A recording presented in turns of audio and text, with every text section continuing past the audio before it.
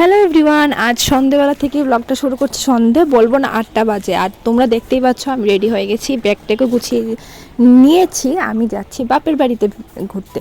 তো এই মধ্যে আর কি বড় ছেলের স্কুল বন্ধ আছে, তার জন্য ভাবলাম যে কটা দিন একটু ঘুরে আসি সরস্বতী পুজোর আগে।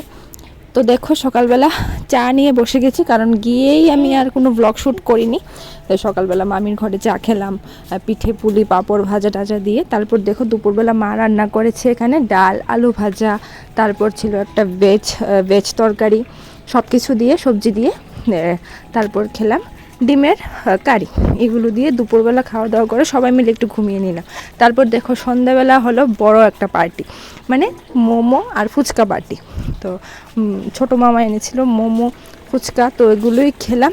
আর আমার বড় ছেলে একদম মোমো খেতে চায় না, তার জন্য ফুচকা নিয়ে এসে সবাই মিলেই খেলাম। আর ফুচকাটা এত দারুণ ছিল। আর